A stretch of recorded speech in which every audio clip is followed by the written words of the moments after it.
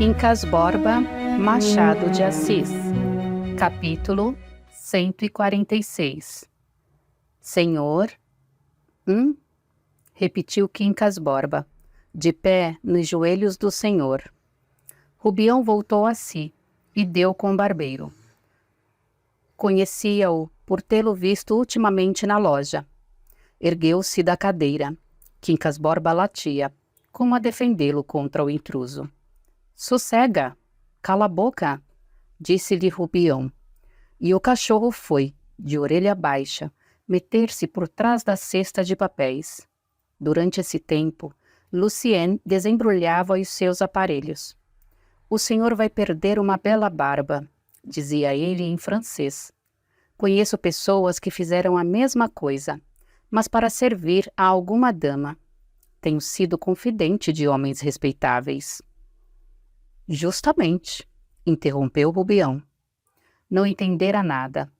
Posto soubesse algum francês, mal o compreendia lido, como sabemos, e não entendia falado. Mas fenômeno curioso, não respondeu por impostura. Ouviu as palavras, como se fossem cumprimento ou aclamação.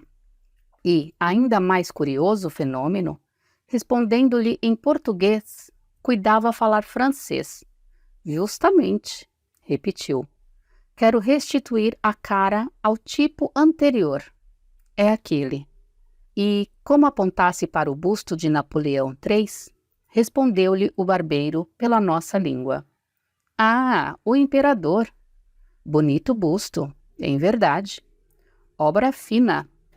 O senhor comprou isto aqui ou mandou vir de Paris? São magníficos. Lá está o primeiro, o grande. Este era um gênio. Se não fosse a traição, os traidores. Vê o senhor? Os traidores são piores que as bombas de Orsini. Orsini, um coitado. Pagou caro. Pagou o que devia, mas não há bombas nem Orsini contra o destino de um grande homem, continuou Rubião. Quando a fortuna de uma nação põe na cabeça de um grande homem a coroa imperial, não há maldades que valham. Orsini, um bobo. Em poucos minutos começou o barbeiro a deitar abaixo as barbas de Rubião, para lhe deixar somente a pera e os bigodes de Napoleão III. Encarecia-lhe o trabalho. Afirmava que era difícil compor exatamente uma coisa como a outra.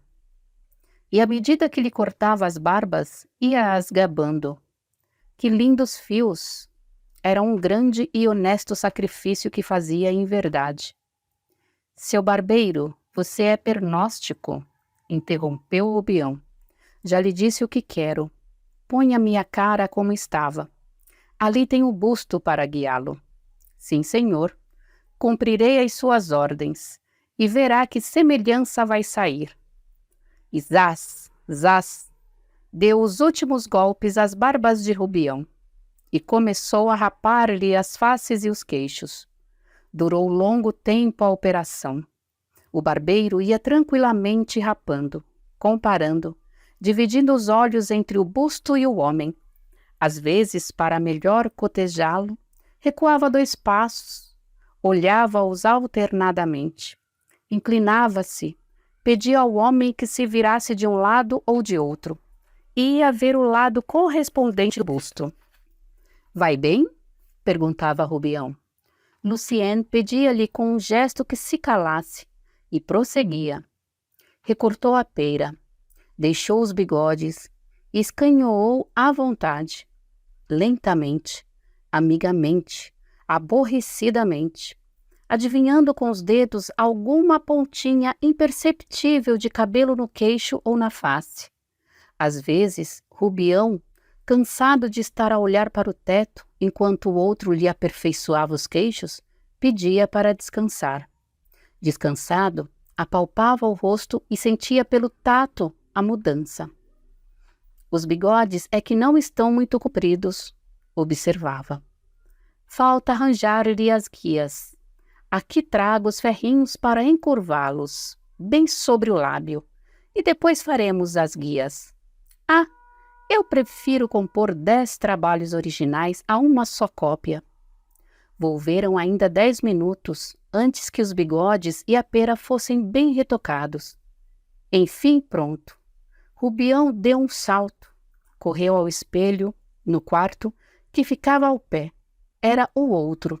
Eram ambos. Era ele mesmo, em suma. Justamente, exclamou, tornando ao gabinete, onde o barbeiro, tendo arrecadado os aparelhos, fazia festas ao Quincas Borba. E indo à secretaria, abriu uma gaveta, tirou uma nota de 20.000 réis e deu-lhe. Não tenho troco, disse o outro. Não precisa dar troco, acudiu Rubião com um gesto soberano. Tire o que houver de pagar a casa, e o resto é seu. Capítulo 147. Ficando só, Rubião atirou-se a uma poltrona e viu passar muitas coisas suntuosas. Estava em Biarritz ou Compiègne. Não se sabe bem. Compiègne parece. Governou um grande estado, ouviu ministros e embaixadores, dançou, jantou, e assim outras ações narradas em correspondências de jornais, que ele lera e lhes ficaram de memória. Nem os ganidos de Quincas Borba logravam espertá-lo. Estava longe e alto. Compiègne era no caminho da lua, em marcha para a lua. Quando desceu da lua, ouviu os ganidos do cachorro e sentiu frio nos queixos. Correu ao espelho e verificou que a diferença entre a cara barbada e a cara lisa era grande, mas que assim lisa não lhe ficava mal. Os comensais chegaram à mesma conclusão. Está perfeitamente bem. Há muito que devia ter feito isso. Não é que as barbas grandes lhe tirassem a nobreza do rosto, mas, assim como está agora, tem o que tinha e mais um tom moderno. Moderno, repetiu o anfitrião. Fora igual espanto. Todos achavam sinceramente que este outro aspecto lhe ia melhor que o anterior. Uma só pessoa, o doutor Camacho, posto julgasse que os bigodes e a pera ficavam muito bem no amigo. Ponderou que era de bom aviso não alterar o rosto, verdadeiro espelho da alma, cuja firmeza e constância devia reproduzir. Não é por lhe falar de mim, concluiu, mas nunca me há de haver a cara de outro modo. É uma necessidade moral da minha pessoa. Minha vida, sacrificada aos princípios, porque eu nunca tentei conciliar princípios, mas homens. Minha vida, digo, é uma imagem fiel da minha cara, e vice-versa. Rubião ouvia com seriedade e acenava de cabeça que sim, que devia ser assim por força. Sentia-se então imperador dos franceses, incógnito, de passeio. Descendo a rua, voltou ao que era. Dante, que viu tantas coisas extraordinárias, afirma ter assistido no inferno ao castigo de um espírito florentino, que uma serpente de 6 pés abraçou de tal modo, e tão confundidos ficaram, que afinal já se não podia distinguir bem se era um ente único, se 2. Rubião era ainda 2.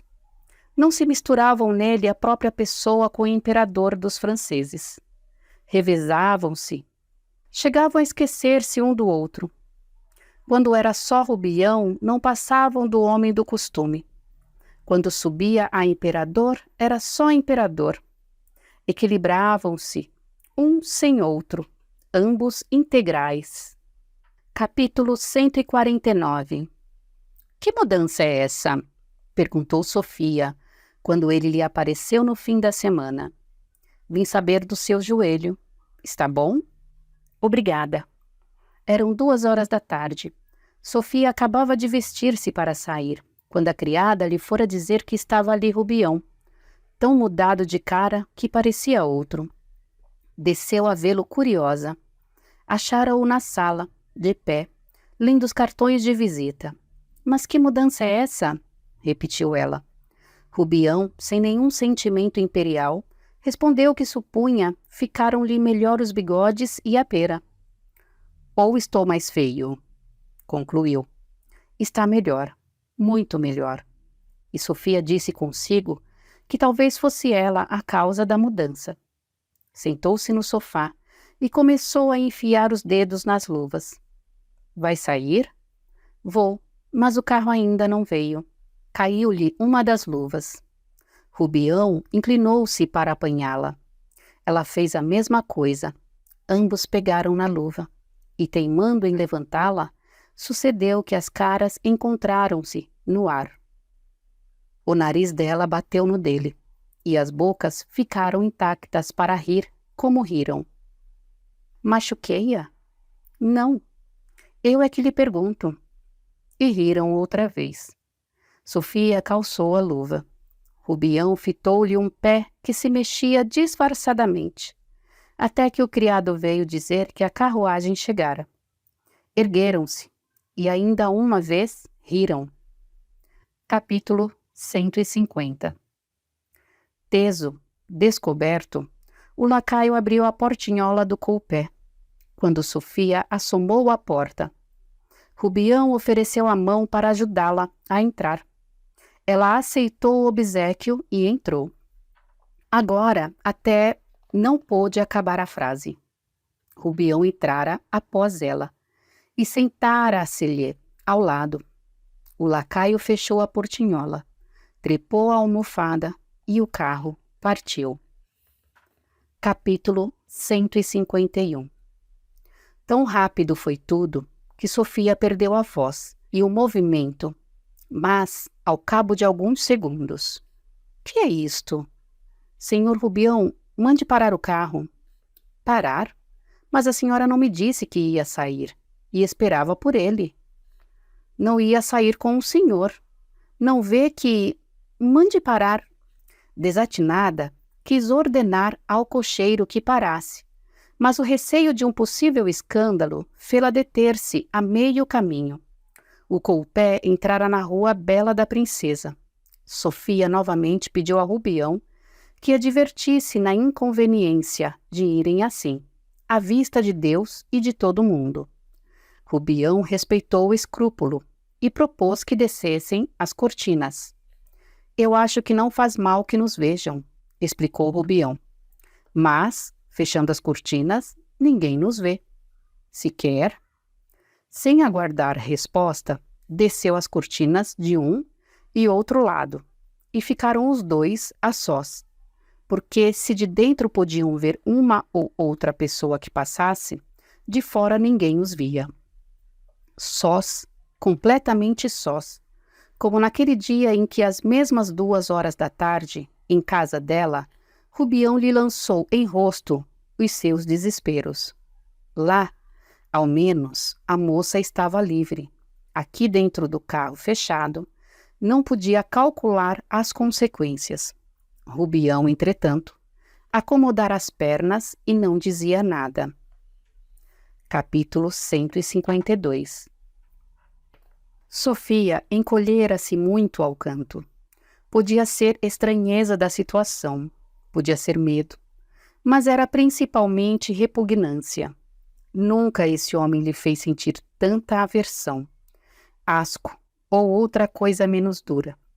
Se querem, mas que se reduzia à incompatibilidade. Como direi que não agrave os ouvidos?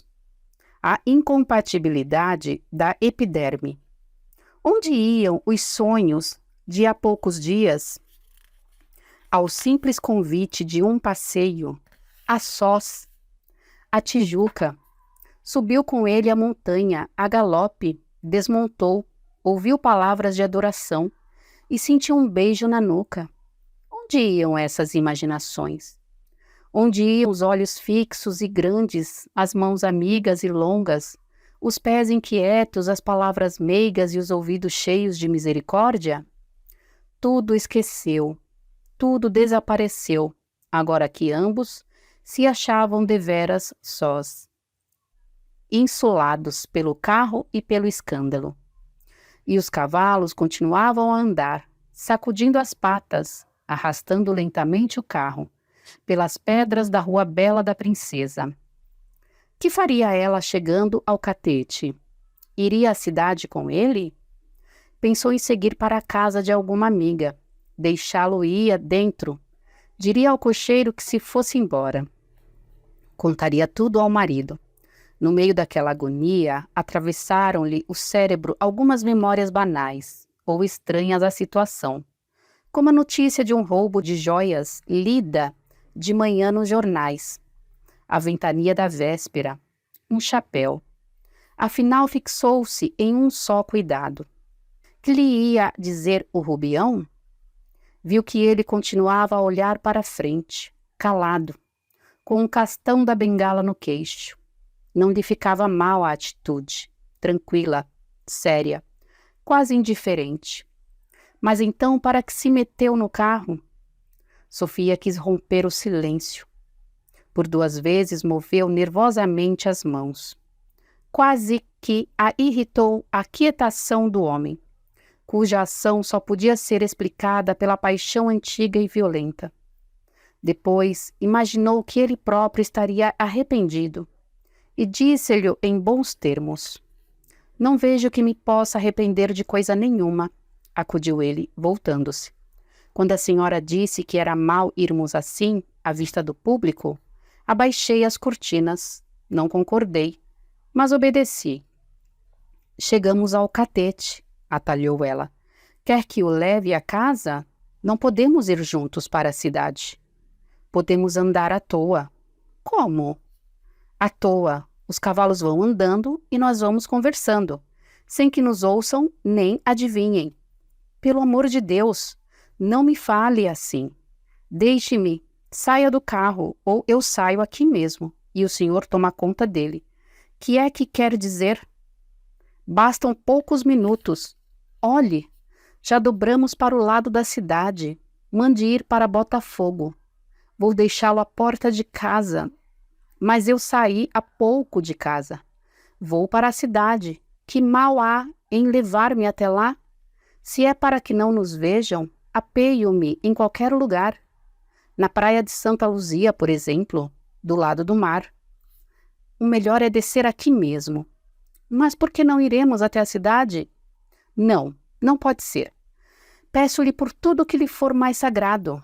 Não faça escândalo. Vamos. Diga-me o que é preciso para obter uma coisa tão simples.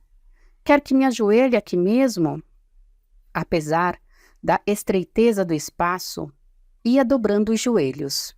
Mas Rubião deu-se pressa em fazê-la sentar-se outra vez. Não é preciso que se ajoelhe, disse com brandura. Obrigada. Peço-lhe então por Deus, por sua mãe, que está no céu. Deve estar no céu, confirmou Rubião. Era uma santa senhora. As mães são sempre boas, mas daquela ninguém que a conheceu poderá dizer outra coisa senão que era uma santa. E prendada como poucas. Que dona de casa! Hóspedes para ela, tanto fazia 5 como 50. Era a mesma coisa. Cuidava de tudo a tempo e a hora. E criou fama. Os escravos davam-lhe o nome de Sinhá-mãe, porque era realmente mãe para todos. Deve estar no céu. Bem, atalhou Sofia, pois faça-me isto por amor de sua mãe. Faz? Isto o quê? Apear-se aqui mesmo? E ir a pé para a cidade? Não posso. É cisma sua. Ninguém nos vê. E depois estes seus cavalos são magníficos. Já reparou como atiram as patas? Lentamente. Plás, plás, plás, plás. Cansada de pedir, Sofia calou-se, cruzou os braços e coseu-se ainda mais. Se era possível, ao cantinho do carro. Agora me lembro, pensou ela. Mando parar à porta do armazém do Cristiano. Digo-lhe o modo por que este homem se introduziu no coupé, os pedidos que lhe fiz e as respostas que me deu. Antes isso que fazê-lo apear misteriosamente em qualquer rua. Entretanto, Rubião estava quieto. De vez em quando ouvia no dedo o anel de brilhante. um solitário esplêndido. Não olhava para ela, não lhe dizia nem pedia nada. Iam como um casal de aborrecidos.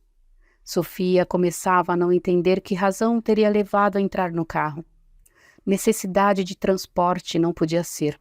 Vaidade? Também não. Fechar as cortinas, a sua primeira queixa de publicidade. Nenhuma palavra amorosa. Uma alusão remota que fosse. A medo, cheio de veneração e súplica. Era um inexplicável, um monstro.